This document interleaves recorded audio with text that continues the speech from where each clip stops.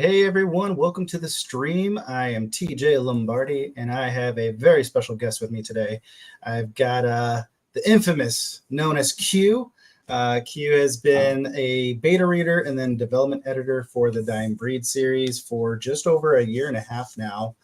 And I'm really excited because it was, oh gosh, maybe a couple months ago when Q approached me and said, dude, I love this series. I have this idea. I really want to write my own story, my own series within the world of Pentagoth. What do you think? And it was basically instantly a yes. Let's do this. Let's have some fun. So I wanted to do this interview AMA with Q. That way, for some of our followers, our fans, they actually get to know and see the man behind the title. They get to spend some time learning who he is as an author and then follow him on this journey, because I think it's very eye-opening for a lot of people when they start down this path to see how much work goes into play. So without any further ado, Q, let's send it over to you, man. Go ahead and introduce yourself and tell all of us who you are. Thanks, TJ. So my nickname's Q, but it's short for Quinones. Actually, right here, down here, my name. Emmanuel is actually my middle name, and first name's Aramis. But I just decided, kind of like a pseudo author type deal, just put Emmanuel, and it coincidentally it has nothing to do with the God King. That's just a coincidence. So don't think that I was the one who inspired the main villain, because I'm not. But yeah, I've been in the Air Force for about 10 years. I've known TJ for about that long as well. He was actually my MTL, and for the people who weren't associated to the military, he was the military training leader. So he was basically in charge of a bunch of young and rambunctious airmen, and that's how we met.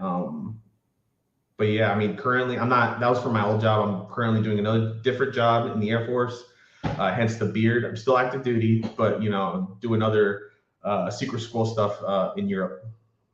Nice. Awesome. So for those of you who are tuning in, thanks for joining us. Quinones and I did meet 10 years ago, and he had a great class. And so the way the Air Force does it differently is he would go off to his technical training, where he had instructors that oversaw and taught everything regarding the system he was working on. Whenever he was not in school, that's when I oversaw him. So I did room inspections. We did PT together. I did weekly briefings, everything like that. And he never really got in trouble. So I think there's every once in a while he would say something and I would, probably put him in line with some sarcasm. But so for 10 years now, Q and I have known each other. But Q, tell us a little bit about your upbringing. Like, where'd you grow up? What was life like for you growing up, and why did you decide to join the Air Force? So I lived I'm Puerto Rican, which is surprising. You can't see. I was about to say, aren't you supposed to have a flag up? So right there, I was planning to wear the hat, but I was like, hat and headset really wasn't going to work out. So I have a flag up here, but you can't see it. But yeah, I'm Puerto Rican. Basically lived on the island all the way up to join the military. I did a couple years of college. Wasn't really my thing. And then after that, joined the military. What'd you go to college for? So originally it was become a pilot. So I did that for 2 years, not even 6 months really, because unfortunately, pilot training is not cheap, and my parents couldn't pay for it. So I was like, okay, that's fine. We'll try something else. Did that, and college wasn't my thing. Turns out that I have a little bit of math anxiety with calculus. So I was like, nah, this isn't for me. I'm done. And then my younger brother, enlisted, and then I enlisted. So he's Army, I'm Air Force. So my dad's Army. My grandfather served World War II. I have cousins that are Marines. So my brother-in-law is a coastie. So family full of military people. Now, were you the last one to join the service because you did the college first, or? No, actually. I would say out of my generation, probably my brother-in-law would have been the last. So if in terms of enlistment, it would have been my my brother, my cousin, me, and then my brother-in-law. Everyone that I can think of off the top of my head. But yeah. Big John coming in. Boom shakalaka. John, thanks for coming in and seeing the stream. Appreciate it. Thanks. Appreciate it, John. But yeah, then I joined the military, and then obviously that's where you met me. Did that gig for about 6 years at in Louisiana. So I have nothing to complain about. Nothing to complain about in Louisiana. I loved it. In Louisiana, you were actually working on cruise missile systems, correct? You were the maintainer correct. for those. Yeah. I think to put people or to put things in perspective for those that know, I want to say it's the B-52 bomber you were servicing. Kindly known as the Buff. The Buff. So when you see a B-52 rolling down the strip, normally you'll see large weapon systems bomb on the side of the wings. Quiones was the one who was doing the maintenance on those missile systems, making sure that they fit the time frames of service and everything else. Yep. Did that for 6 years. I didn't like the fact that I could only, being from Puerto Rico, as much as I love my island, I joined the military to travel, and they only essentially, Louisiana was the only warm place that I could stay at. I didn't like other places that they had to offer. So I'm like, it's time to change, time to go to other places. So I did that. And then the current job that I'm doing essentially has me traveling all over the place. Family members know. I don't want to get really too much into it over social media, but yeah, I travel a lot now, and I get to see a lot of things that I never thought in my million years that I got decided to travel. I mean, being in Europe, I got 6 different countries that I'm responsible over, and I travel to them constantly, and also I'm for vacation because Europe is open borders, so I do that a lot, and I love traveling. That's one big thing about me. I love traveling, love reading books, which is why I'm helping TJ and all this stuff. So I guess the big series that you can travel all you like, but you won't beat our food here in Louisiana. So John, I will say I do miss the crawdaddies, some crawfish, some good old crawfish with some Tony Chachere's. I do miss that, and some gumbo. My wife makes it here, but it's just not the same, man. Like we can't even get crawfish here. Yeah, I do miss that. It's always good eating in Louisiana. I miss the gator too, some gator tail, blackened gator tail. Woo-wee. But Q, check your private chat real quick. Yeah. So you started in the Air Force, you were stationed in the South, now you're going worldwide. So are we allowed to do that comparison or no? Yeah, we can. So okay. I work for OSI, so it's a agency similar to the FBI. It's actually modeled after the FBI. Little history. So 1945. Yeah, 1945. The Air Force went and created what's known as OSI to kind of check and have essentially another MAGCOM, what we call it, another small branch within the Air Force itself that can look into investigations without being influenced by, for example, generals or other officers or even high enlisted members. That's what I do. Investigate people, felony level crimes, to include fraud and domestic violence and all that stuff. But yeah, there's a multitude of things that you guys do. Correct. And I think it's one of those things, because I was in a similar career field to a certain point, but you guys are so niche, so narrow, yet at the same time, you guys do so many things behind the scenes that the vast majority of the Air Force has no idea the types of stuff you guys are trying to work on, I think. So I would say I'm a man of many hats, but I get paid to talk to people, and that's really great. That's my brother. I mean, we kind of figured by the name, so yeah. Lost my train of thought. And you're a man of many hats. Yeah, man of many hats. Thank you. So, and I get paid to talk to people. So, talking is a very important skill that you would need when in this job for sure. That and building relationships with people, that's always a big job within OSI for sure. Nice. That's awesome. So, you're constantly traveling, you're constantly going around, doing all this stuff. What I'm curious on now to transition to is, where did your love for fantasy genre begin? And it's something where you've made a comment before when we were going through dev edits of book 3, and you're like, man, my nerdum finally is paying off. Like, all of my nerd love and lore is finally being put to good use. So where did your love for fantasy genre begin? How did that start? And the fact that you've stayed with it now for so long. So I want to say it actually started. My mom bought me the first Harry Potter book, and I loved it from there. But books get expensive, and it wasn't until probably I want to say till middle school that the first series that I read through, just like that, would be the Artemis Fowl series. I loved it. Oh, hi Ashley.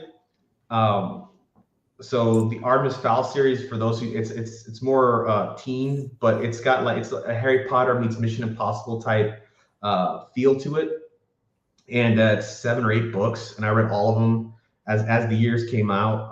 Unfortunately, the movie that Disney made did not do it justice, but I highly recommend that series. It's a very well written, and it's a very, very good book, a series to start in if you want to start getting into fantasy. Then after that, I had a friend who introduced me into the whole Chronicles of Narnia. So I read that whole series while I was in middle school as well. And then actually until high school, I got into Lord of the Rings, which I have actually 5 or 6 of the books over there. So all those books came in and just started reading them. And it's not even just Lord of the Rings; it's also the backstories. So you got the Silmarillion, the Hobbit. What else you got? It yeah. So Gabriel just remembers you cuddled up in bed, just dreaming over vampires and werewolves.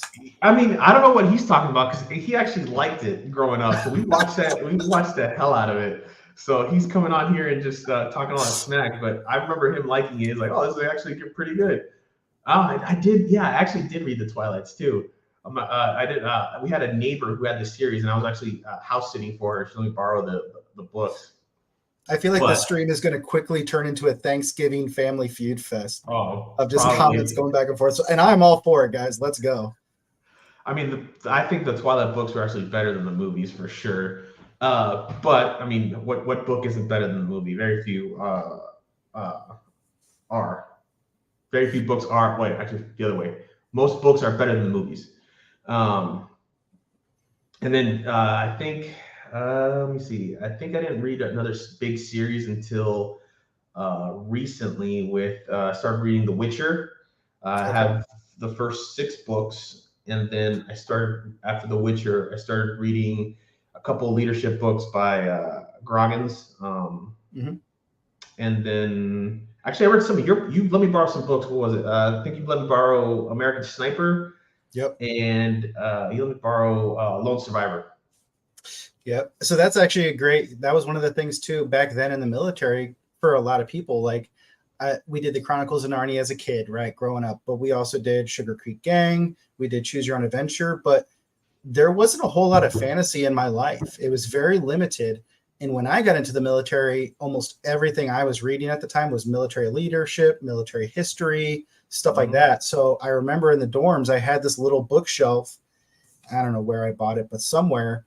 And I just filled it with all these great books of leadership or history. And I had airmen come down, and sometimes I would do it as punishment, I think, where I'd be like, read this book or something like that. So I made it a little library for airmen to check out books. And yeah, you came in and checked out 1 or 2. Not Forrest Gump. That book is so much worse than the movie. You Army? No, I am Air Power. I actually just got out just under 16 years. So one of the best compliments I ever got was someone said I was a Marine that was trapped in an Air Force uniform. So Yeah, I took great compliment to that. And I've done a joint operation with the Army, and I am so thankful I did not join the Army because, dear God, do you guys have some weird processes that don't make any sense? So much overlay, so much overlap. It's ridiculous. So, yeah. Anyways, okay. So you've been in the fantasy space. You've been reading. You've been consuming this. So I remember I put this Instagram post out. It was almost 2 years ago. It was coming up on a year and a half ish that I said, hey, I'm looking for beta readers who would be interested in reading this story. I had no faith in myself. I felt like the story was good, but I, as an author, did not believe in myself. And then Q was the only person from Instagram that commented. It was like, yeah, dude, I'll do it. And so I was really shocked because I had some other people from Facebook. And for those of you who, are tuning in who have never gone down this journey, you have all these friends on Facebook. I've got hundreds of friends or thousands of friends. I'm going to do this journey. I'm sure like a ton of people are going to support me in this. And then you find out only one or two do. So Kionis reached out and he's like, yeah, dude, I'll totally help you out. And it's one of those things where, okay, are you really serious about this? So I sent him the book in a PDF to read over, and he sent me the feedback and was like, dude, I love this series so much. How can I help out more? And that's how he got promoted into development editing. And he's been a development editor for me for books 2 and 3. So, dude, what was it about TDB that just made you fall in love with the story? And yeah, what was it? So the way I do my sales pitch for the book at work, and I don't know if anyone from work is here or just anyone that I talk to about the book. Essentially, I say it's Lord of the Rings meets Dungeons and Dragons, because you got some creatures and characters that aren't in Lord of the Rings, and you have more or less creatures that come out in D&D. D&D is Dungeons and Dragons, because I think my mom's watching, and I know she's saying, I'm not going to understand anything, but I'll support you. I'm like, okay, Mom, thanks. But essentially, yeah, so that's how I compare it to. And at least for the first book, what pulled me in is the creativity, like just to start a world like that from scratch. I mean, I'm sure you're pulling from different sources to kind of inspire and help you with that, but just to make up, and especially you don't have it up, but I know you have the map somewhere in your room of Pentagoth. Bam, there it is. So yeah, so to create that world and then put it on form and then put it in story, I think that's a bigger mindset than I do. I'm humble enough to say I'm just kind of pulling stuff from what you already have and just kind of a side story. So I'm not to level where you are, but definitely it was very, I thought that was very impressive, just to create a world where from your imagination, just to create that. I thought that was impressive. So that's where I kind of, it's like, hey, I'm going to help them see how far we get. And here we are. That's awesome, man. So what did you feel made it different, like made this world different from other stories, to the point where you're now like, dude, I want to write my own story within this world? I just saw, like, so for the long, he has some comments. Just to show, I guess. Gabriel, I have some, but nowhere detailed as to him. And if you're trying to be a smart aleck, we'll talk about that afterwards. The family feud, I love it. Gabriel, keep them coming, dude. So this is my brother-in-law. Kenny, do we have merch? No, not yet. Actually, we were talking about that the other day. However, if enough people, because I mean, unfortunately, TJ's put way too much money into this, guys. Like he's the one doing all the work. I can't take any of this credit. He's putting all the work into this. If we need to get more fans involved, and if there's more people that like the books, share with your friends as well. If we get enough people, then we'll start doing merch and all that stuff. But once we're confident in that, then we got like multiple shirt orders right now. So we'll see. We'll see what we can do. I'm not promising anything, but we'll see what we can do. But yeah, thanks. We especially, hey, that man right there, he appreciates all this love, guys. I'm just a little old I guess, side author, but he's the man who created this stuff, so that man deserves it. I'm sorry, T, we're gonna keep getting distracted. What was the question?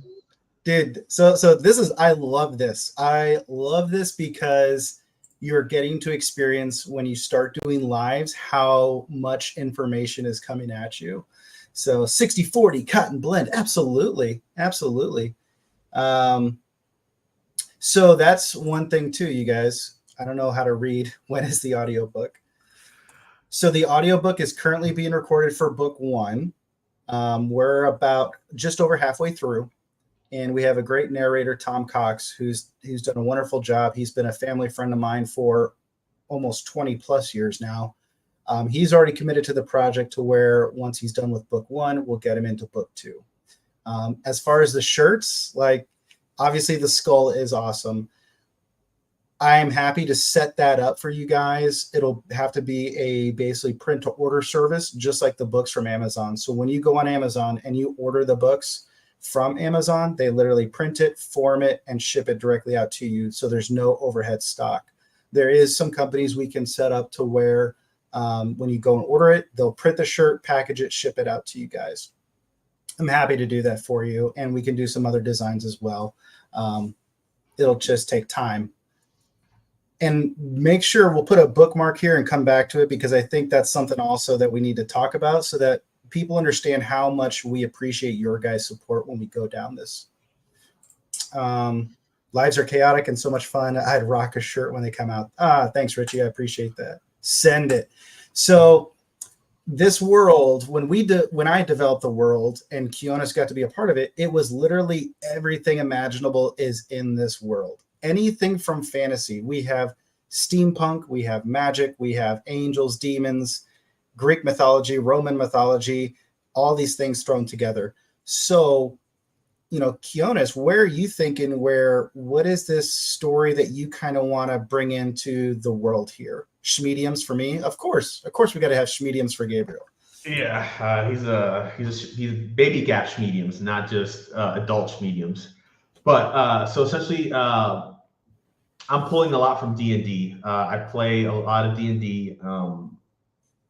And I'm starting to get into Warhammer 40K, but that would be like a more futuristic thing. And if I do develop my own series, I'd probably pull from that as well. But yeah, D&D, that's where I kind of got my inspiration for the character that I play, or that I'm going to write, and that you're writing about as well. And essentially, he's a Goliath.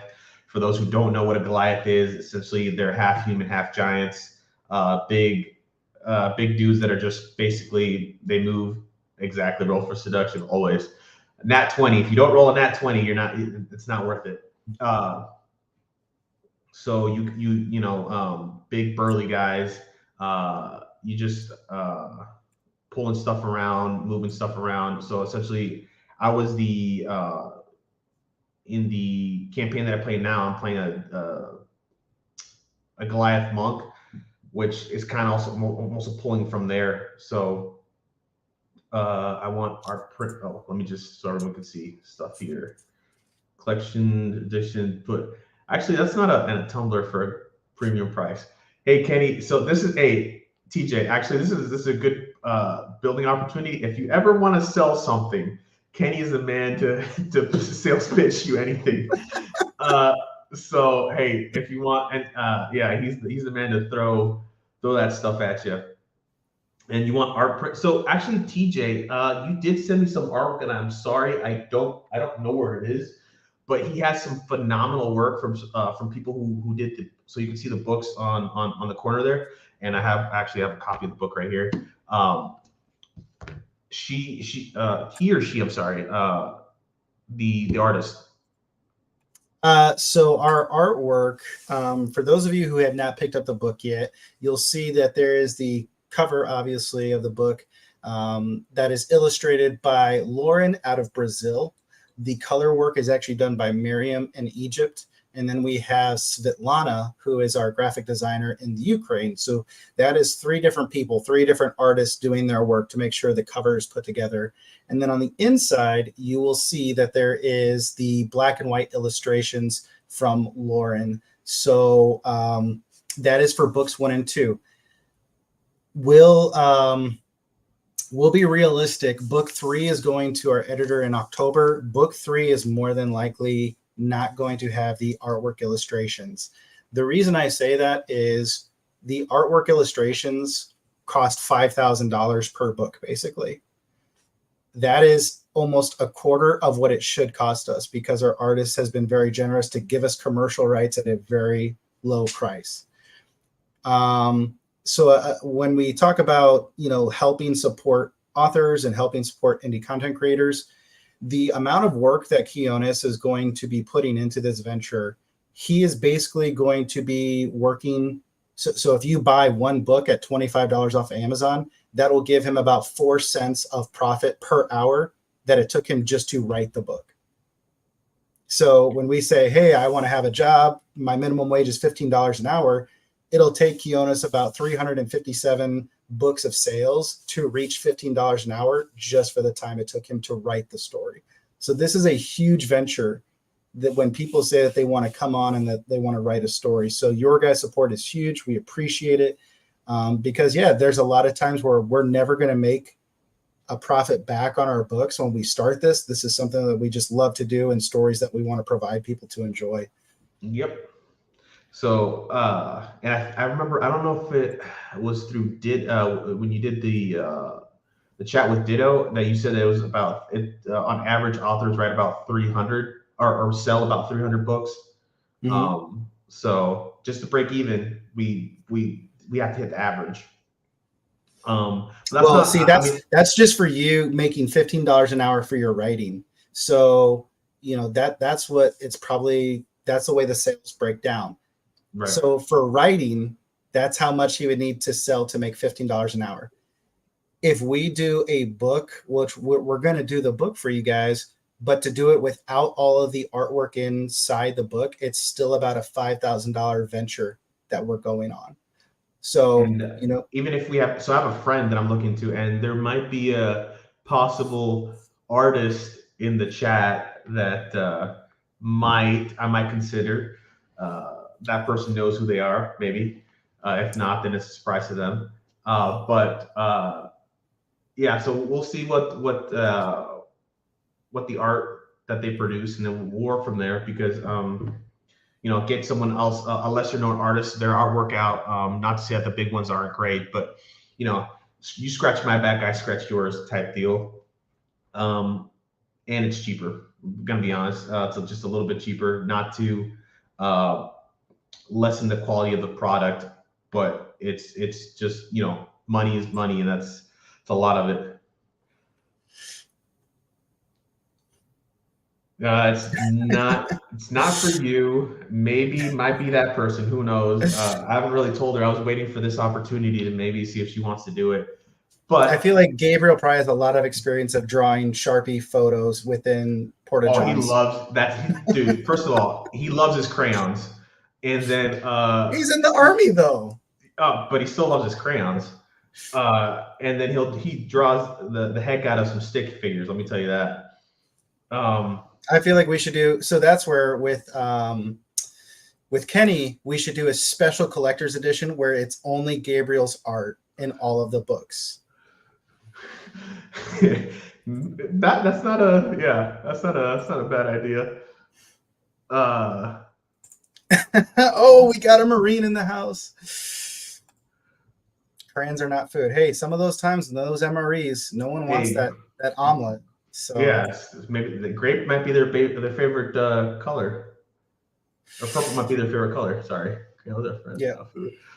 Oh, I forgot. Ashley and Gabriel, they're married, but they're both in the army. So.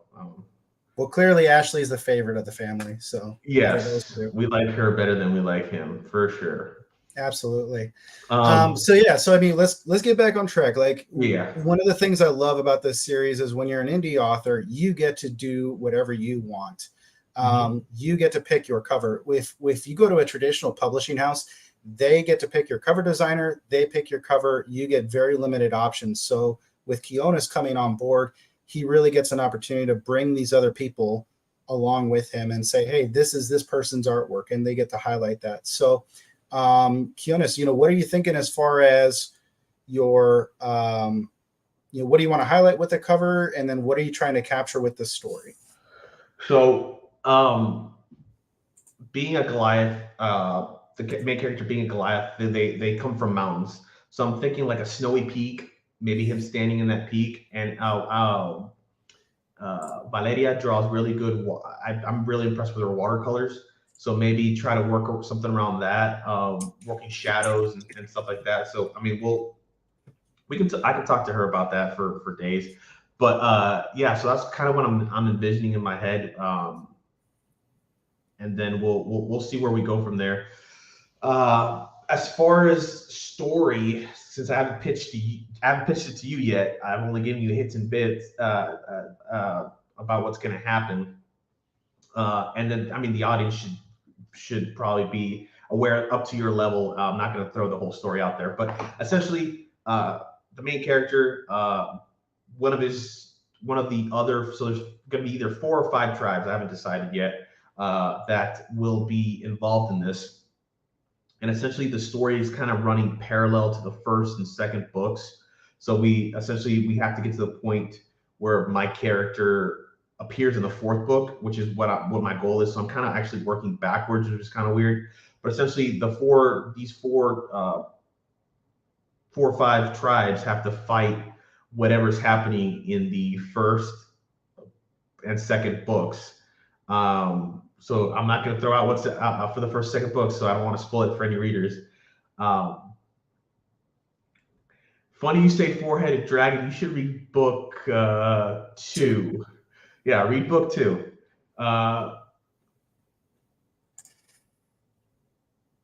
Religion and faith. Well, as of now, nothing crazy. There might be some.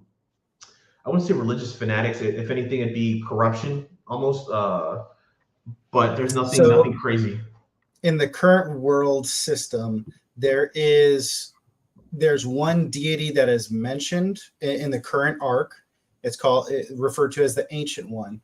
You then also have 5 different planes of existence. The 5th one is celestial, so that's where the Ancient One would reside. But there is mention of angels and demons, and that's a bigger thing that you see as you get into the stories, that there's a very large demonic presence.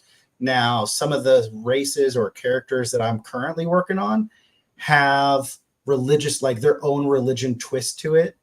So that's something that I'm excited to develop in the world. But it's not a traditional religious context that you would see here. But the world does have its own undertones.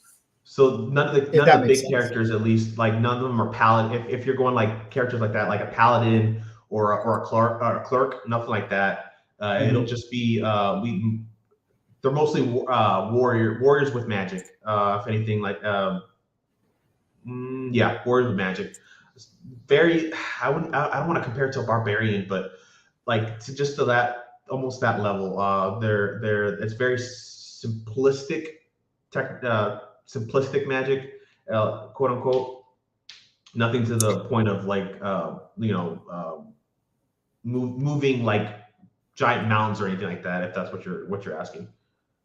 It's a cultivation magic system. So you have the 5 different planes of existence. So you have energy within each plane. So you'll see, obviously, like I don't want to give stuff away, right?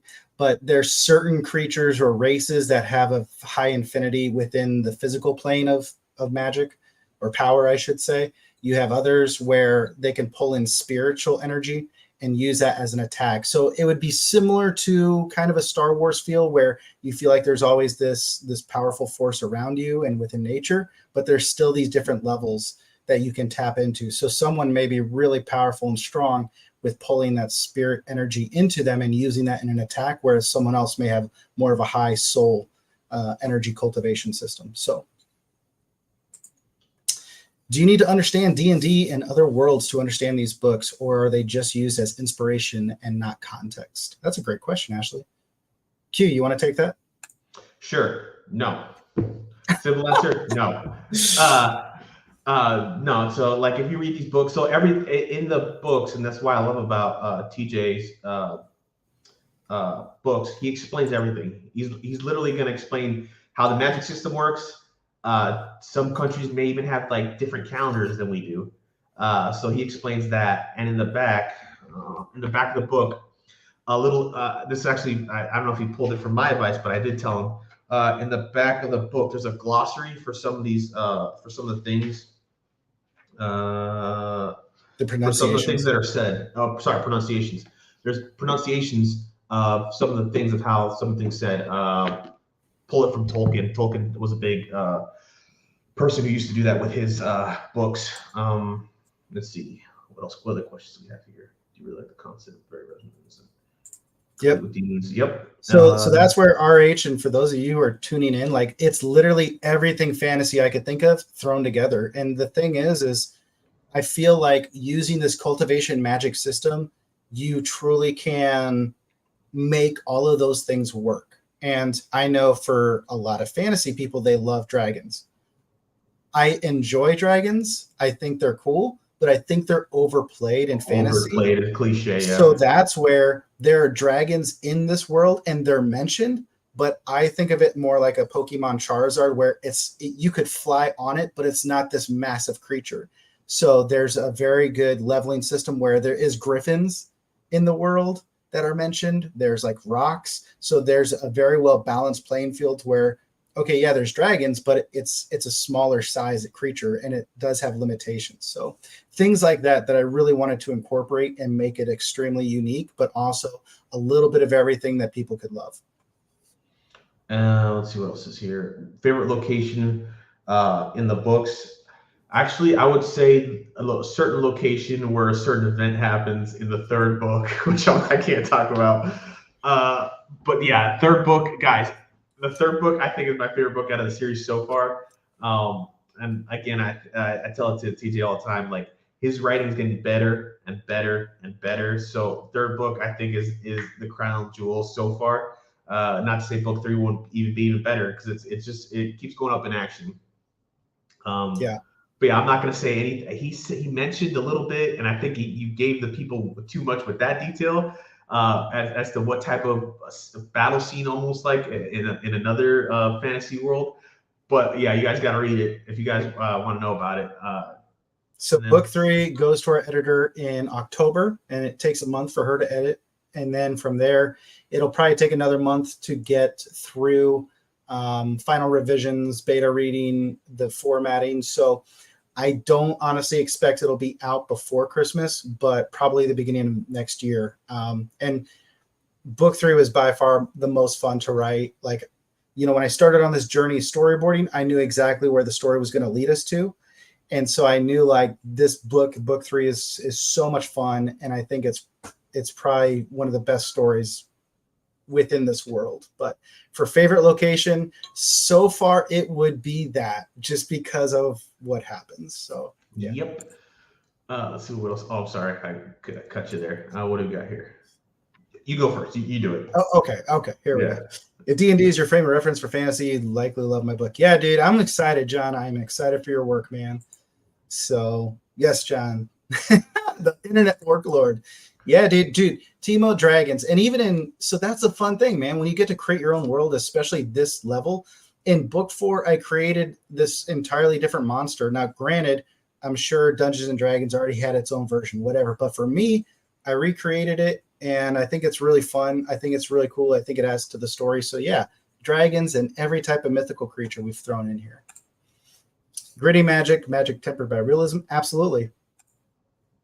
Teemo. All right, we're getting a lot of shout outs to Teemo. Teemo, much love. Use the term level up. Are these books like Lit RPG? It's not like Lit RPG. Well, most people do put cultivation magic or progression fantasy together with Lit RPG because there is like that level of progression you have to get.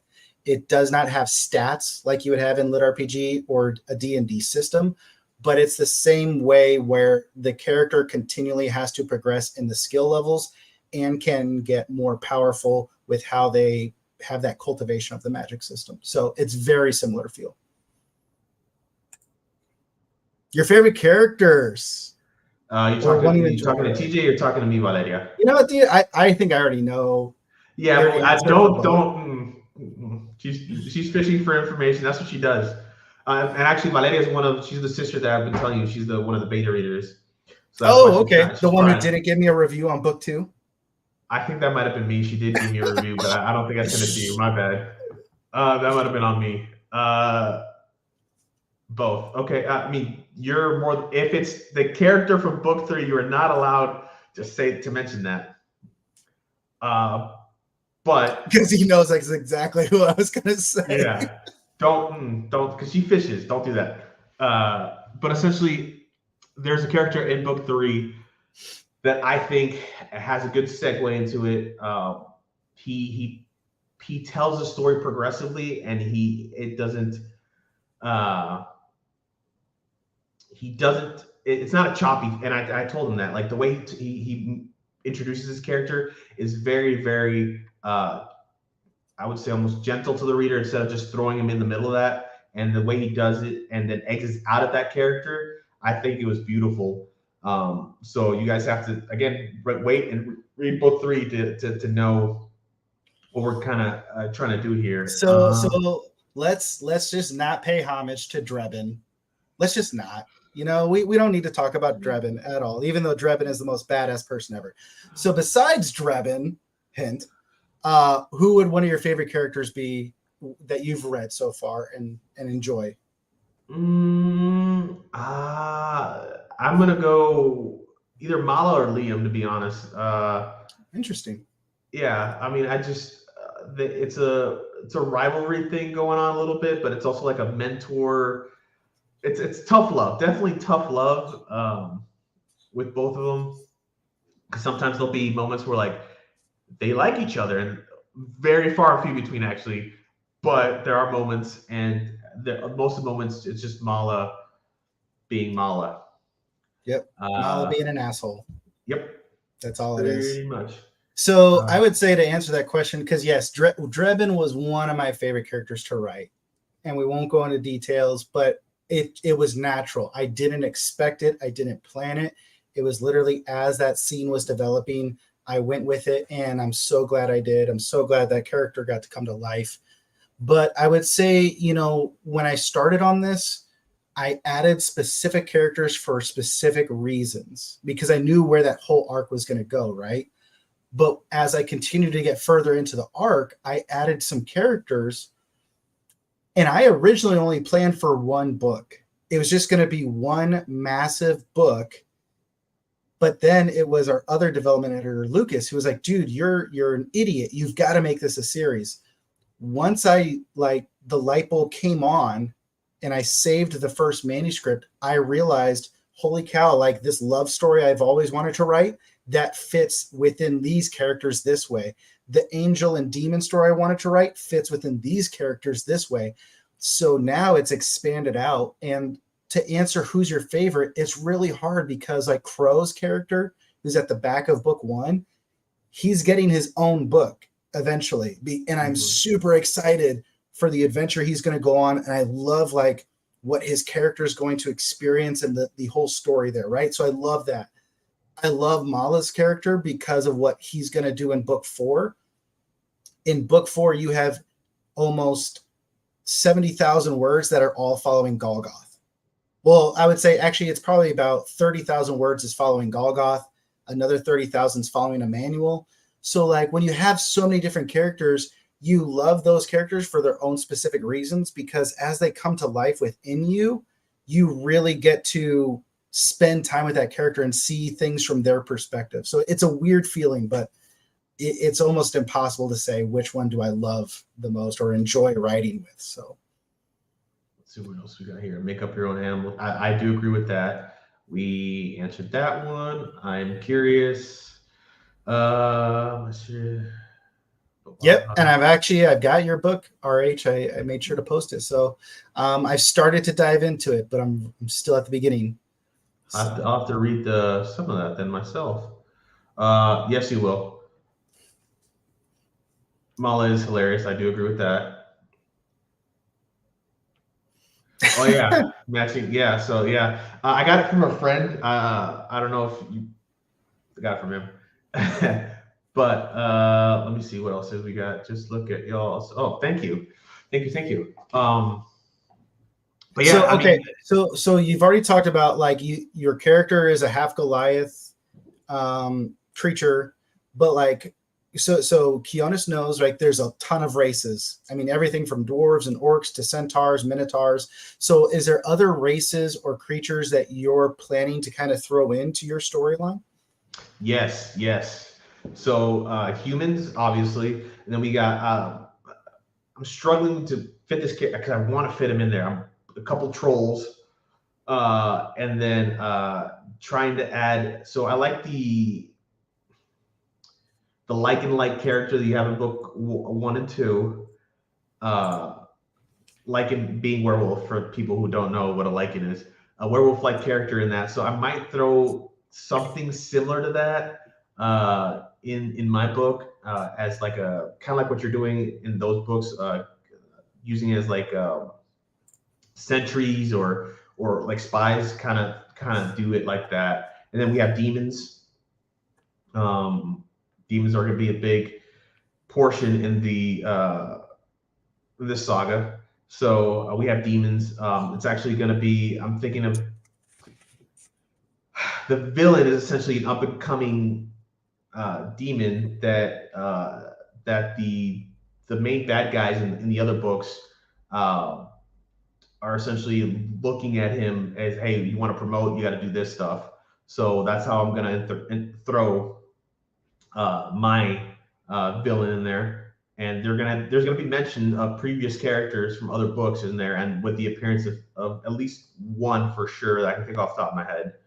So uh, yeah, just how to connect that. That's the issue.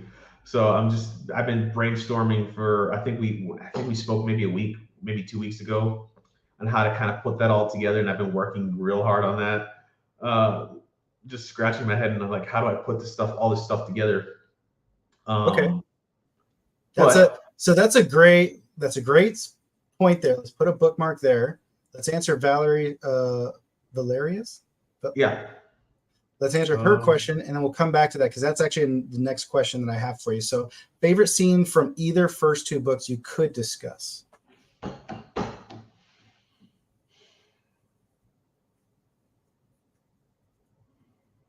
so the fight with a dragon-like creature in the second book, I would say that was actually a pretty cool moment.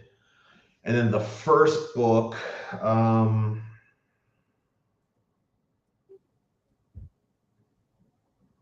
when Liam is training.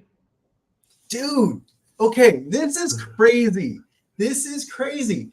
So you are now like the fifth person, and guys, this is why leaving reviews and ratings on books is so important, or letting us know like what you love. I have had 5 people now tell me the training at Fort Patton with Liam is their most favorite part from book 1. And I'm like, how in the world is this a thing? Like, I did not intend for that to ever be one of the biggest moments of that book. I thought it was just going to be a speed bump.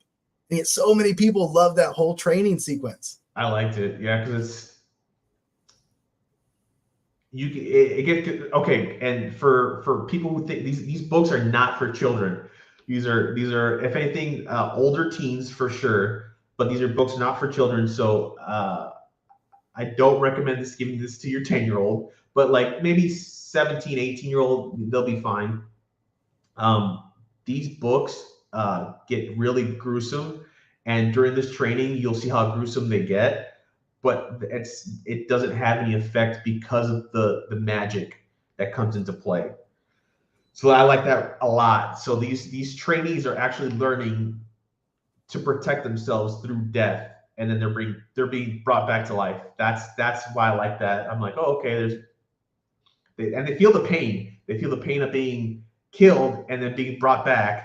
So they're like, okay, don't. And that's how they're kind of training the soldiers. Like, oh, okay, you're doing this, and trust me, through pain is what you're learning. Is how you're learning.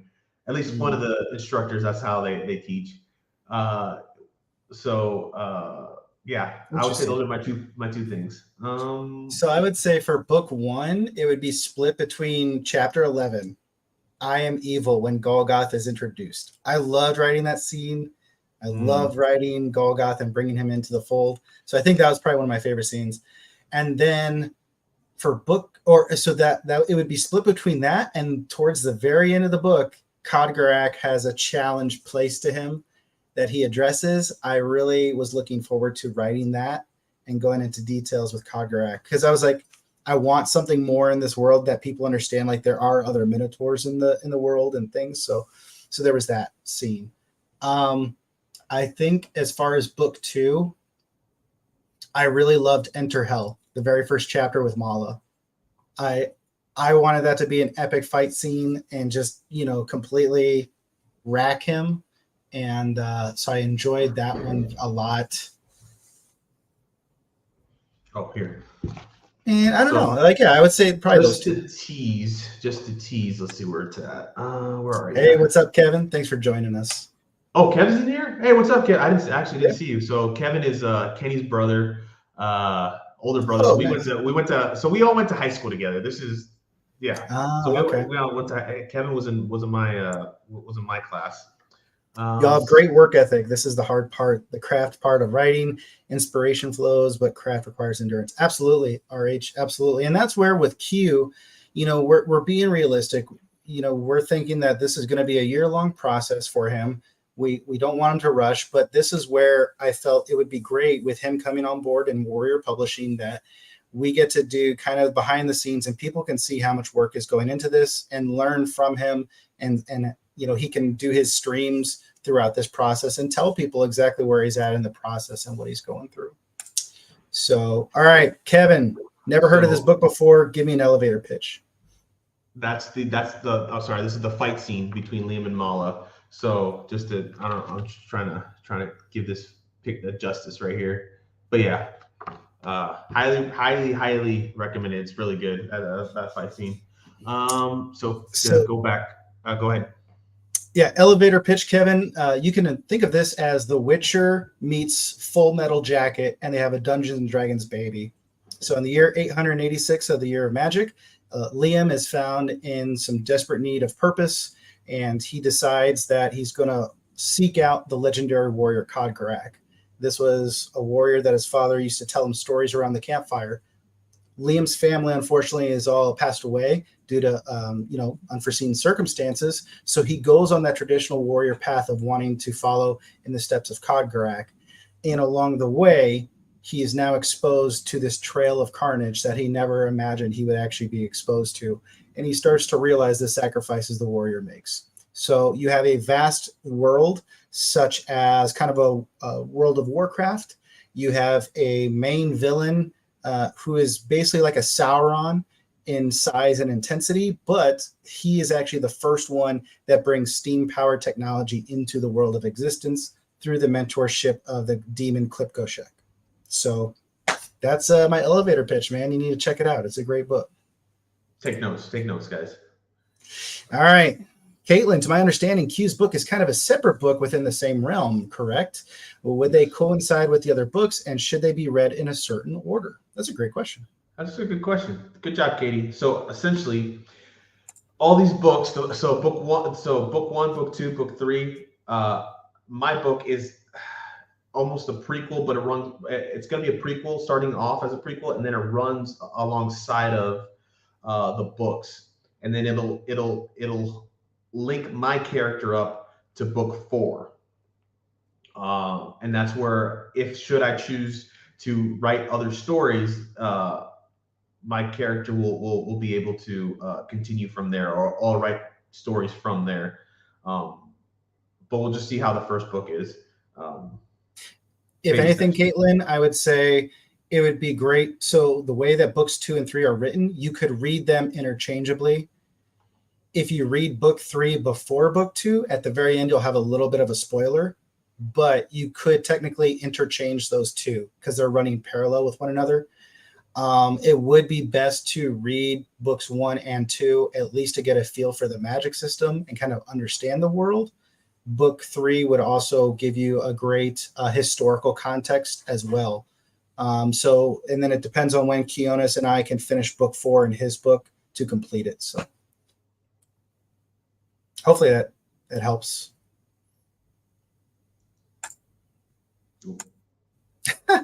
Training scenes are reminiscent of Heinlein to prove oneself and rise up in a powerful story point that has been lost to heroes who are simply gifted powers instead of earning them. Absolutely. So there's a lot. There's so much to this world, and yeah, we're just getting into it. So it's been fun to see. All right, and then we have a Marine who's entered the chat. Paul, it's cute. You two are wearing complimentary shirts. Adorbs, right? And everyone wants to order one.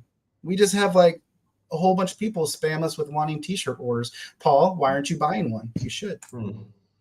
Appreciate it, bro. Absolutely. So yeah, no problem, Kev. All right. So Q, you were just about to talk about, how you have been storyboarding or kind of racking your brain over the last 2 weeks with what this story entails. So what is your approach in your first book, in this first story within the series? How are you kind of planning it out, and how are you going about that? What's the process? So hitting my head against the wall, that seems to bring the best ideas forward, learning through pain. No, I'm kidding. So it's kind of running and seeing everything that you've done, and I'm not trying to retcon anything, whatever. For people who don't know, so a retcon is essentially creating a detail that is not from the main source, and you're like creating other details and then leaving the reader with questions. I'm not trying to do that, which is why I'm essentially waiting till book 4 until we can start playing with that, and then having the final pieces. That way I can pull info from that and then do everything there. I do have a general broad story, and I've written about 10-ish, 11-ish pages so far on piece of paper. But right now and TJ gave me great advice.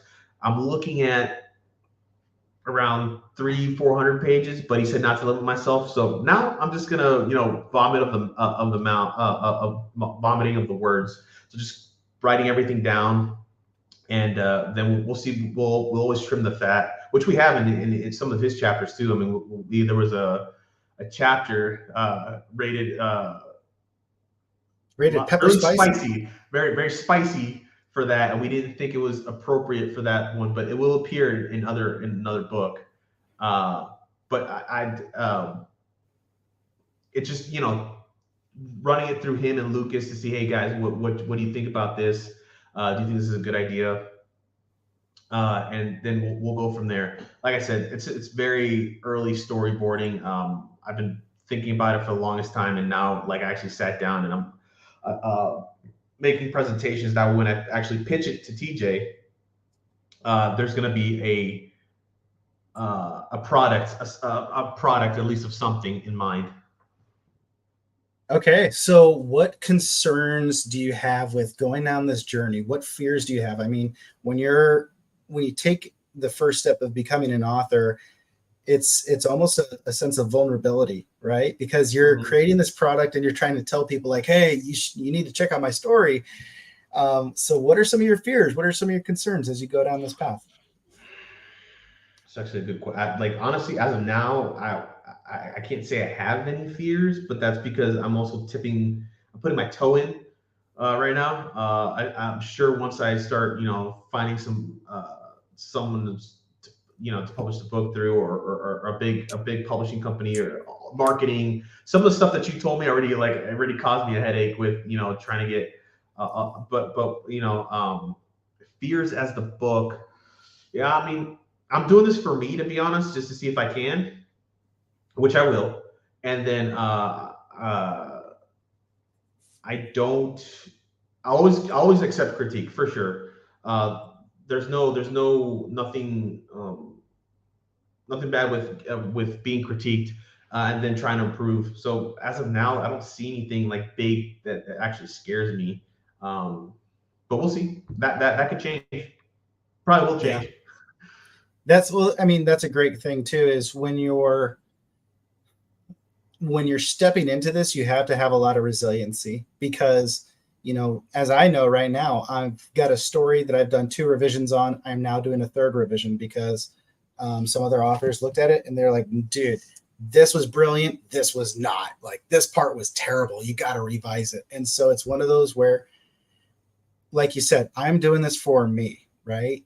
Q is going to write the story that he wants to read, that he enjoys reading, and hopefully you guys will come in and enjoy it too, because that's kind of what this is about. Is, you know, I get to write this story, I get to write this world and enjoy it and have fun in it. So, and yeah, we get to be here along the way to support him and help him out. So that's awesome.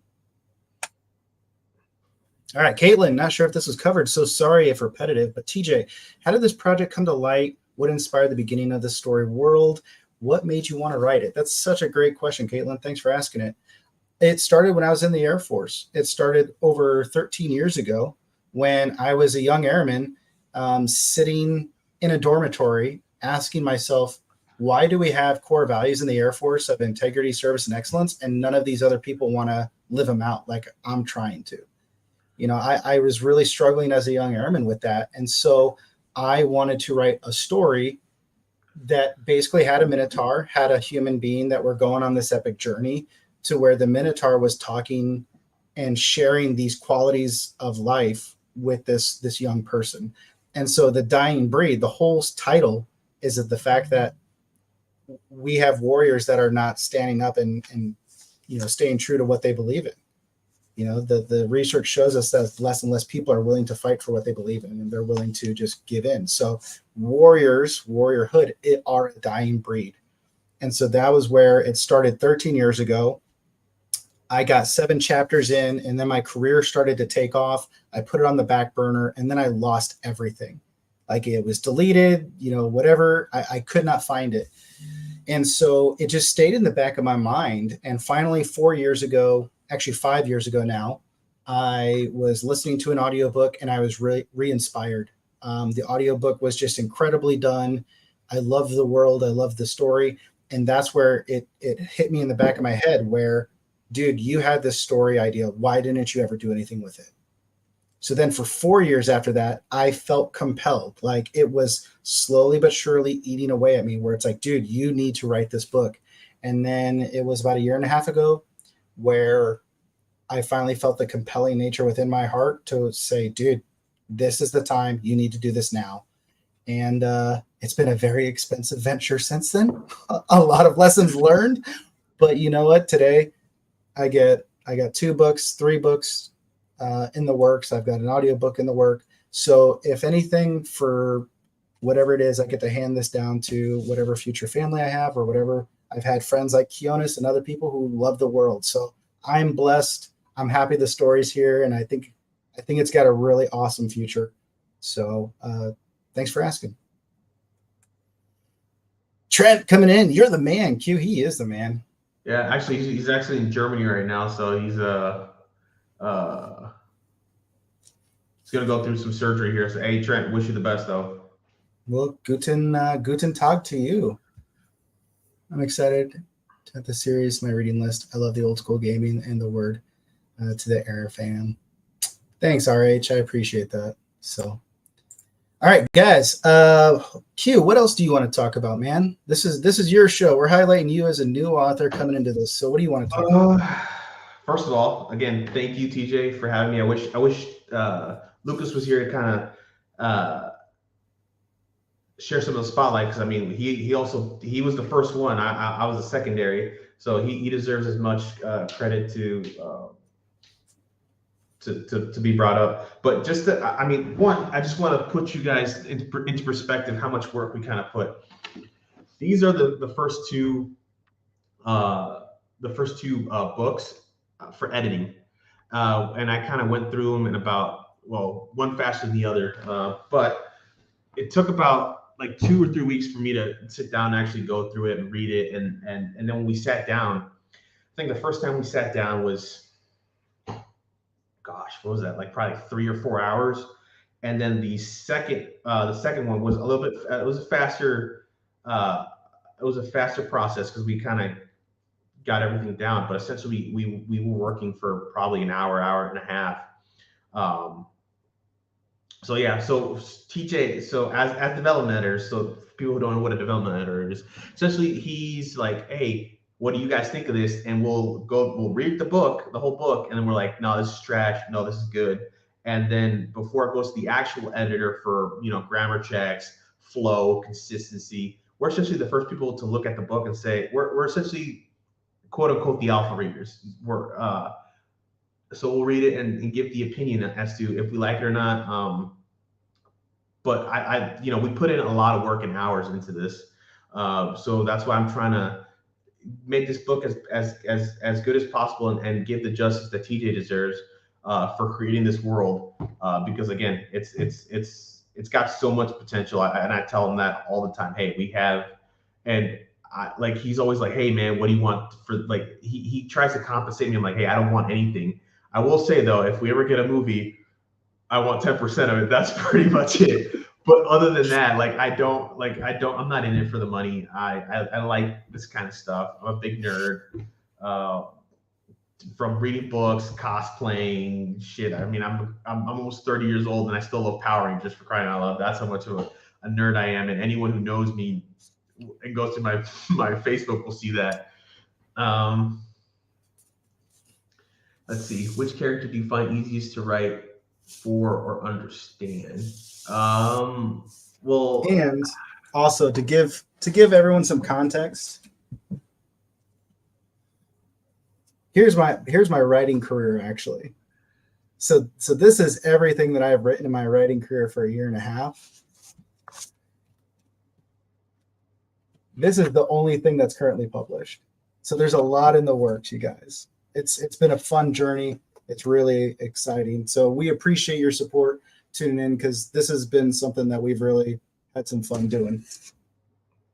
Don't tip it over. Which character do you find the easiest to write? So, damn, chop you got okay. To answer Valeria first, so I've been helping him with certain characters. When it comes to like attitude but I mean, I don't know. I can't pick a favorite.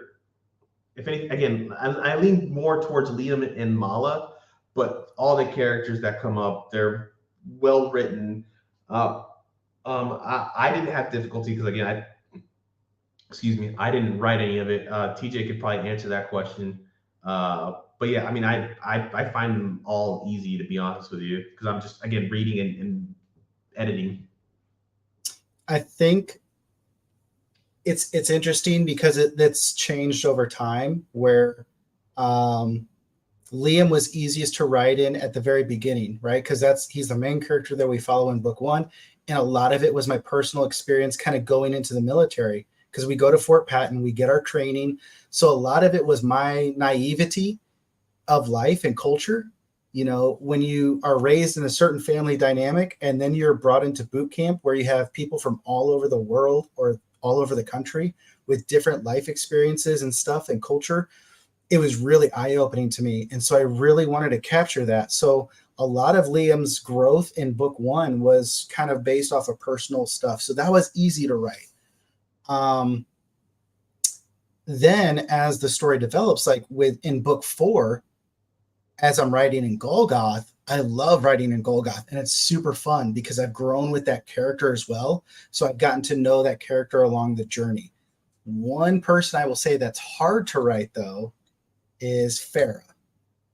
And Farah is one of our lead female characters. And the reason I say that is I want to make sure I capture a good female or a good woman's representation. Like, how would a woman think? How would a woman perceive things? How would a woman, plan certain things? And so sometimes I want to do my best to really honor her character and really shine her story.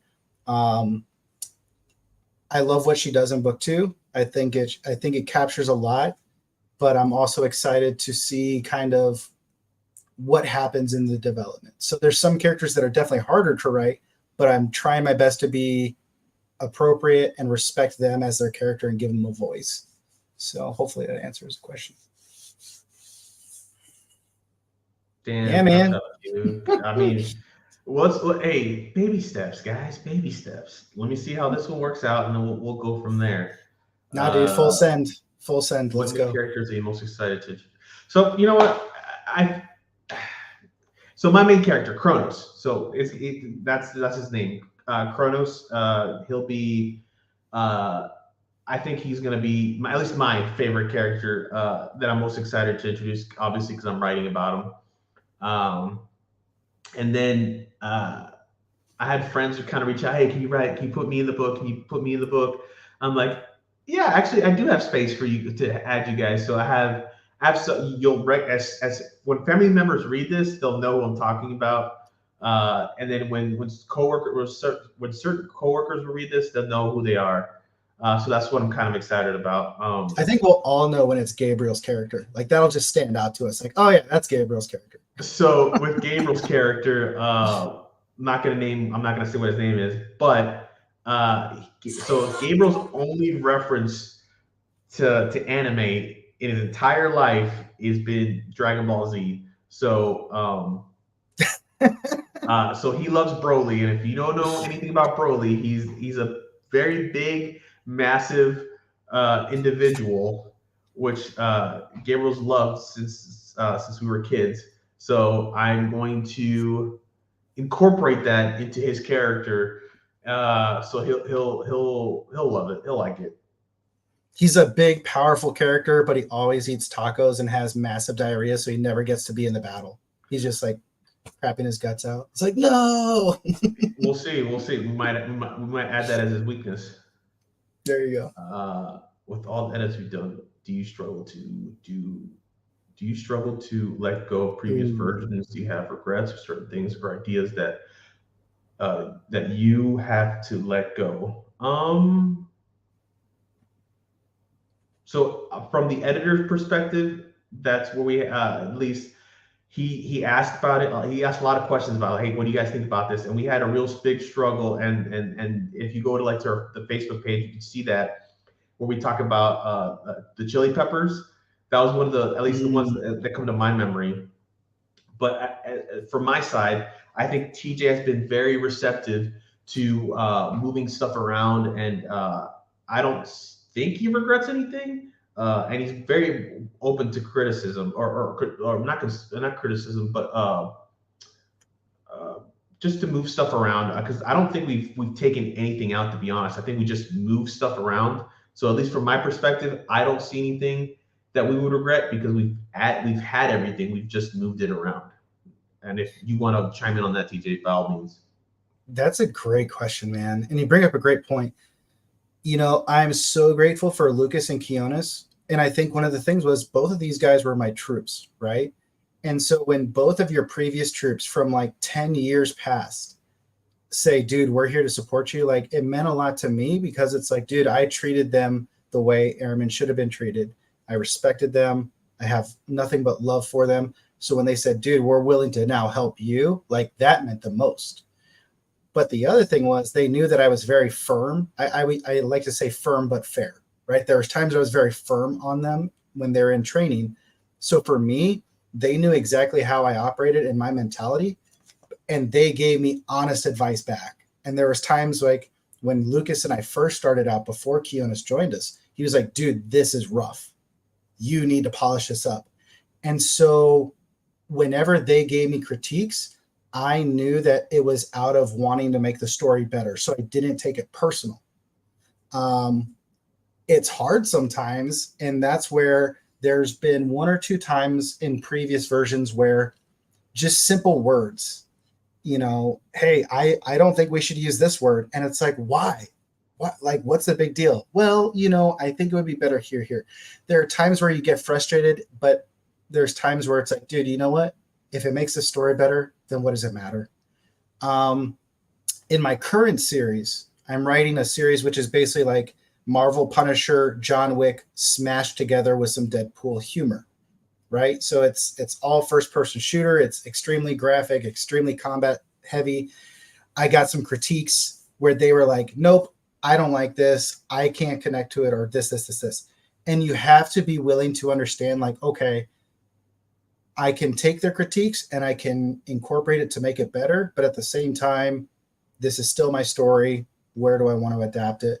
So there's been times where it does struggle, but when you know it's coming from love and it's coming from wanting to help you become a better writer and make the story better, it's a lot easier to accept those changes and move forward. So I don't have any regrets so far.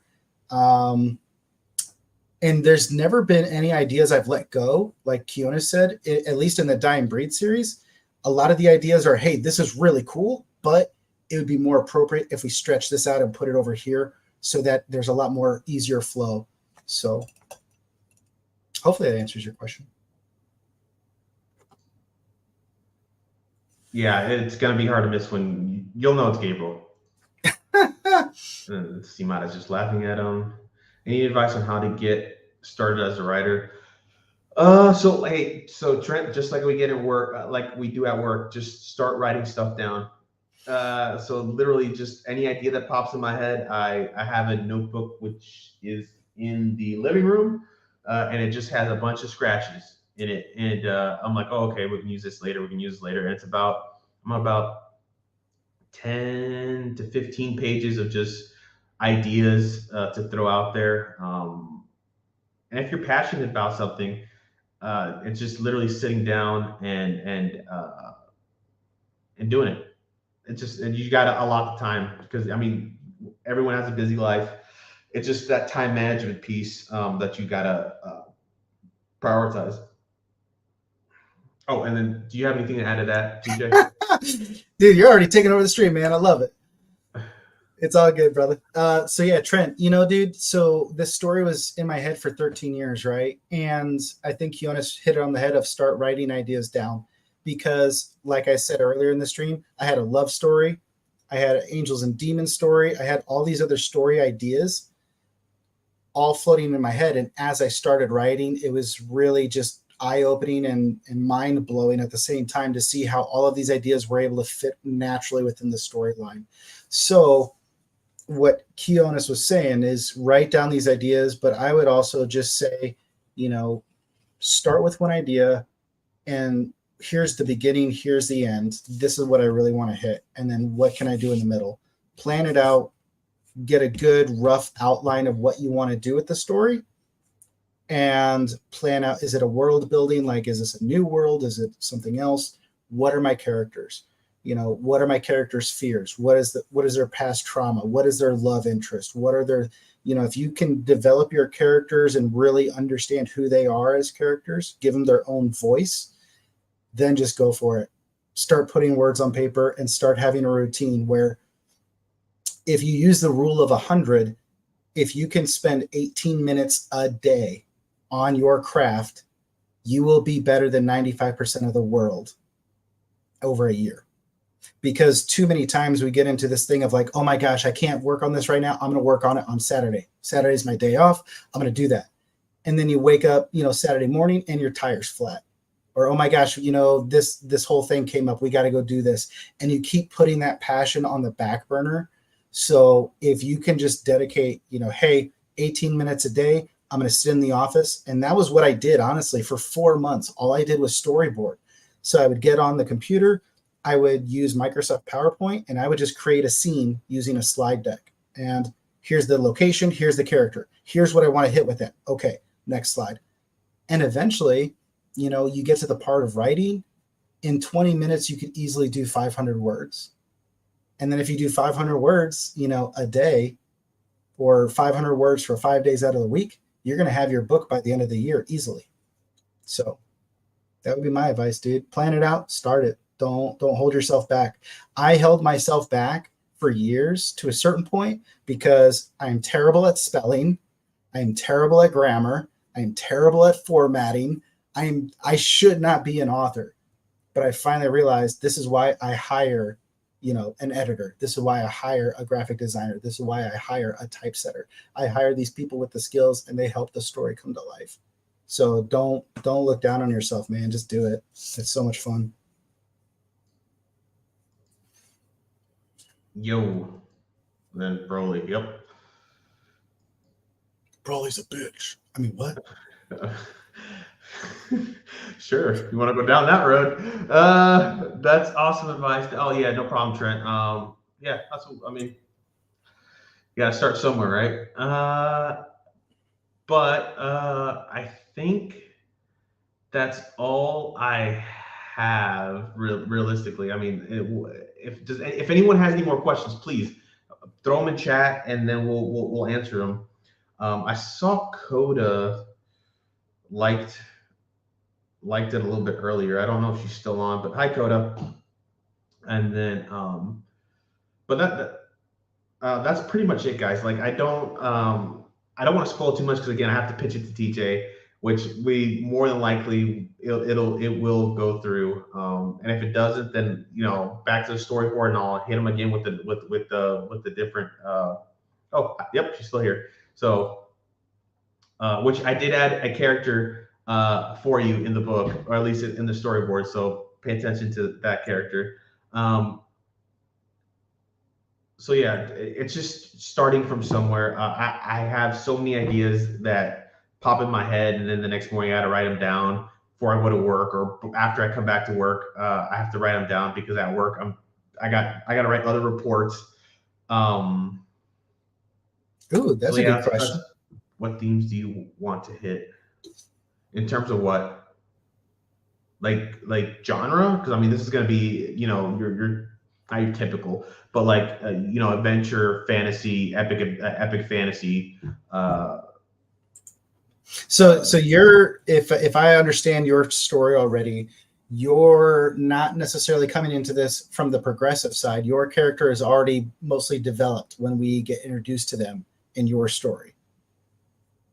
Correct. So like essentially this, like there's going to be some backstory to the character, but there's essentially we're not going all the way from childhood to adulthood. He's ready to be at the level that he is. Again, this is going parallel with the first, second, and third books for my character to be introduced in the third. If it does well, or if I feel like it, maybe we'll do something else to pull back some more layers to this onion. But as of now, I just baby steps, because then you get overwhelmed, and you're like, oh God, this book's never. You get 1,000 pages in, to Order of the Phoenixes, and you still haven't finished. So you just have to decide a point to start and a point to end, and like you just said, you got to fill that in between. And there's good bones to these books. So I'm just a little tree branching off and creating my own little pocket, little branch, if you will, to help it out. But that's I'm not the creator. I'm just feeding off of his energy. So I mean, if anything, hey, the man right here, that's the guy you guys gotta thank and ask all those questions when it comes to it. For me to start this, because I hate typing and writing, just like TJ says. But when you have an idea and you want the world to see what your idea is, I think it provides justice to it in the form of books. I love stories. I love reading. I don't know if he's on. If he isn't, then hopefully he sees us someday. But Michael Crowder, who is my former superintendent, big guy into fantasy, and actually me and Trent were talking about it last week about some books that he recommended to him. But that man, when it comes to fantasy, I think he's a bigger encyclopedia than I am. He's quiet about it. But yeah, like it just feed off of other people's information. And honestly, like I don't know if it's the ADHD, but sometimes I just sit down, I start reading about a topic, and then 3 hours later, I'm reading, about other characters in that world, especially when it comes to Lord of the Rings or D&D, to learn more stuff about like campaigns and stuff like that. So that's how I get into it. Learning and pulling ideas from other places. We're not trying to recreate the wheel here. We're just trying to create a story where other people will love and enjoy it just as much as we do. We got some comments here. Best of luck. I don't read, but yeah, I'll share the world and support you. I want to share too. You have enough people asking for them. Don't be afraid. That's how we spend. Oh, I mean, sure. I mean, hey, TJ, there you go. Apparently, all my family wants a shirt. So we have at least 10 shirts. I'll work with TJ here to get that going and out for you guys. But yeah, let's see what else. So also to answer that, what themes, when I say the book manuscript on book one, about 2 hours later, like I said, the whole timeline exploded. So right now I have potentially 13 books within this series. Now, granted, it's not going to be the same character. There's going to be different sagas within the whole world. So I'm excited for that. So there's a lot of other themes that I want to play into this world, and a lot of other races and cultures and creatures. So it's exciting. It's just, hopefully, depending on financial means, can we continue to develop this series? So. Anybody else? Any Bueller? If anyone gets that reference, I don't know. So as we wait for any final questions to come in, what I will say is, possible to. So I can. Okay, I can add you in there. Would be Dominican because that's not. I don't know if you were here, but so show them a glimpse of the map in the back, TJ, just for the fans that were here a little bit later. So that map that he has in the background, that is the world of Pentagoth. That's the world he created. And we have a different way to show them. Go ahead and keep talking. So the world of Pentagoth. So like I could definitely add a character with your personality in there, and that wouldn't be an issue. I just right now I'm at 20-ish to 30-ish characters, so just be patient. And I will say characters here and there might die because it's the way it is. This is going to be characters will die. They're in the middle of war, so just things to kind of think about. But yeah, like for example, right here, so we have. Can you zoom out a little bit, TJ, just so people like see the size and perspective? So for those of you who have not read book one yet, like book one starts here in Artho, and then you slowly will transition out, and now you can see just how vast this world really is. So that's where book one basically starts here, and it comes down, and it ends right in this area here. Book two takes place over here, actually over in Klein. So this whole area here is where book two takes place. Book three takes the up right up there. Takes up here. Whoopsies. Sorry. Takes us up here. And then book four is pretty much this area right in here. So actually, I take that back. Book four starts over here. It comes up, it goes over here, and then it comes over here. So there's this massive world that you guys can see that we get to explore together.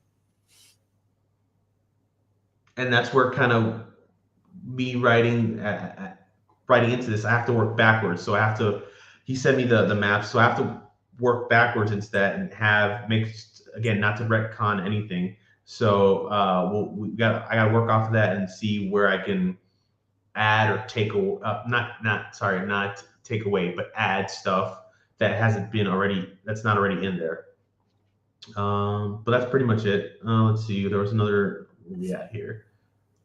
A long series. Yeah, TJ said something about like 13 books or 13 stories within that. So we're here to help. We already got that. How can a fan contribute? Buy the books. I would say, guys, honestly, the biggest thing that we know from research is readers find new stories from other people recommending them. And as Kionis goes on this journey, you can follow the Facebook page because he's going to start streaming on here. Whenever I do streams or other author AMAs, you guys can jump on. But the books help fund this journey. So this is something where will be helping Kionis along the way because, like he said, it's a couple $1,000s investment. So if you can, feel free to buy the books. If you don't read and you know someone else who does read and loves fantasy, there's a Christmas gift for someone, a birthday gift if you know. So anything like that definitely helps us out. We'll start working on the shirts for you guys. That way you guys can order those. And then I know for myself, I'll be setting up a Patreon where you can get early access to the chapters of all of my series. And I'm not sure if Kionis will set up a Patreon or not, but yeah, those are at least some of the ways is like our stuff, share the stuff, help promote it. We appreciate all of that. So if you guys want a shirt, just I don't know if you guys can do a hand emoji or kind of just say I want a shirt, and then I'll go through the chat one more time to kind of put it on a list so that way we can kind of get a feel for how many people want the shirt. What's funny too is I did not even have the map done before book 2. Like I had book 1 already done, and I was like 3/4 of the way of writing book 2 before I even finished the map. So that's where I was writing, and I just kept building the world larger and larger as I went.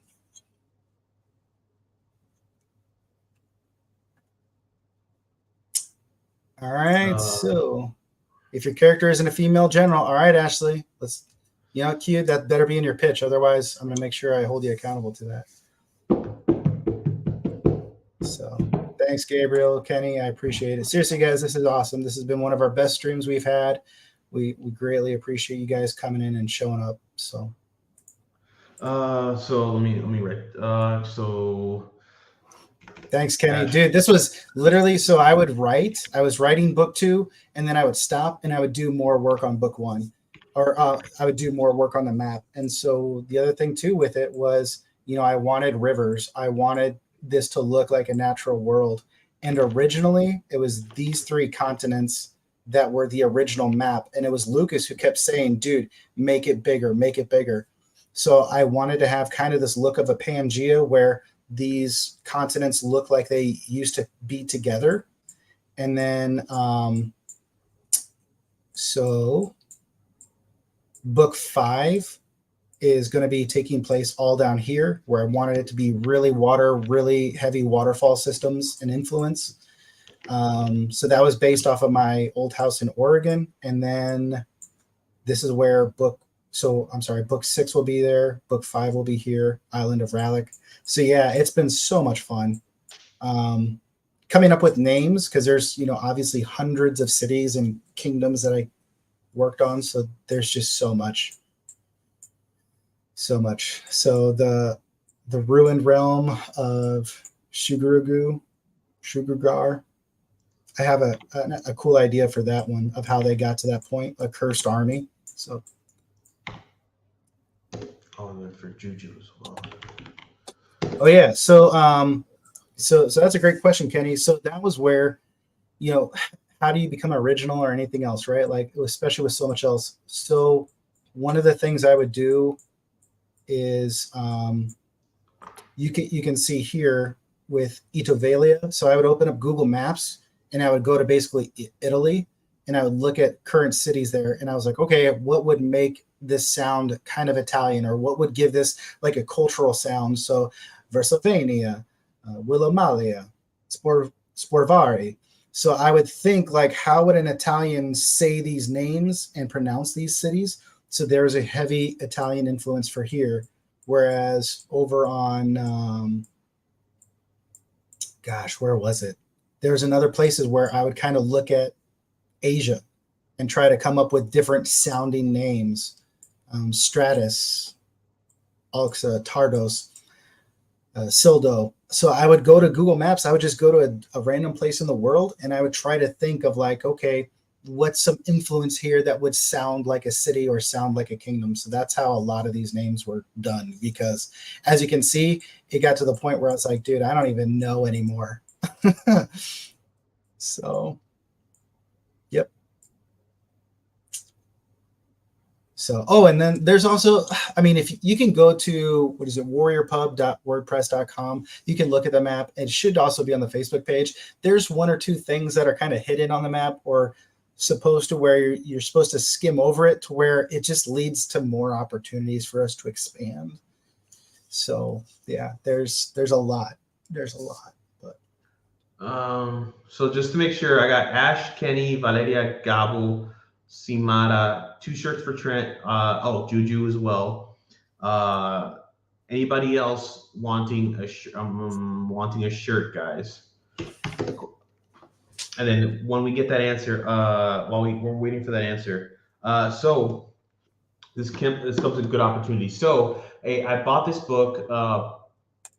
Kev needs a shirt. Okay, I'll put Kev down. Kev. So this comes in a good opportunity in Kyrie. Okay, I'll put Kyrie.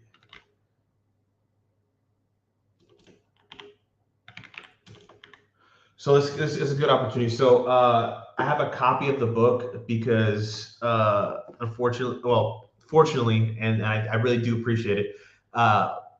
TJ gave me a copy with his signature on it, and I'm gonna cherish this. And the same thing with the second book. He was kind enough to give me copies. So I have an extra copy here, guys. So this is where being fans on this kind of pays up. So I have a copy of the book, right? So if you want to participate in a raffle, just say I want to participate here and in the comments, and even for people who watch this later. So I won't give this out for another 2 weeks. That should give everyone who wants to watch this plenty of time to. You're already there, Ashley. Don't worry, I got you. Anyone who watches this in a little bit in the future, that should give them plenty of time. So in about 2 weeks' time, I'm gonna do a raffle, and then that person will get the book. No, actually, that's not how it works. But you're definitely. I'll put your name in the raffle. So I'm gonna go through that and make sure everyone is good to go. And you know what? Here's something I'll do to double up the prize. So Kionis will get you book 1. I'll send you book 2. So whoever the raffle winner is, you can get a book from each of us. And there you go. We might have a little surprise in there. Who knows? From the author and developer. But that's pretty much it, guys. I'm really humbled and privileged for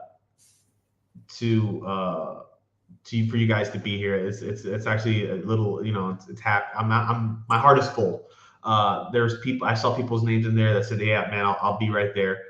So it really brings me joy, and I'm sure it brings TJ lots of joy to see new faces, new names. Hopefully you guys come back and support them on future endeavors. I'll be coming in and out as well. And if Lucas decides to do anything in the future as well, help him out.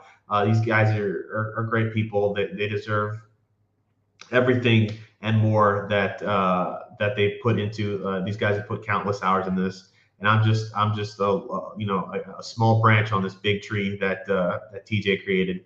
So please support him and just give him all the attention that he deserves. Well, huge shout out to you, pretty man. much it. You're being too humble. So book 2 is dedicated to Lucas. Book 3 going to the editor in October is dedicated to Q, because honestly, man, I would not be the writer I am today without his help. So be sure to pick up the books, support us, follow us. We can't thank you enough, you guys. This has been awesome. So, but yeah, Q, congrats, man. This is an awesome step. Happy to support you. And when book 3 comes out, man, it's dedicated to you. So thanks, brother. Thank you. All right, guys. We'll cut it off because it's gonna be midnight my time. I gotta go to work tomorrow. But yeah, I really do appreciate it. I gotta put my dad's name down for the shirts. But yeah, I will dad and my mom. I'll just put dad and mom. But yeah, thank you everyone for tuning in. I want to make sure I got all the comments down. So mom, hi. Oh, mom says hi. So hi mom, my dad. Hi, mom. Julius got it. We'll see if you win, Valeria. I'm not gonna rig anything. And then thanks, mom. But that's pretty much it. Thank you guys. That's pretty much it. We'll sign off, and I already got the names of people who want to be in the raffle. Again, you could put it in the comments. It doesn't have to be now. You can put it in later. I'm gonna do the raffle in about 2 weeks, and then me and TJ will get together and we'll send the books out to the winner. But other than that, thank you. Have a wonderful night, and God bless. All right, guys. Peace.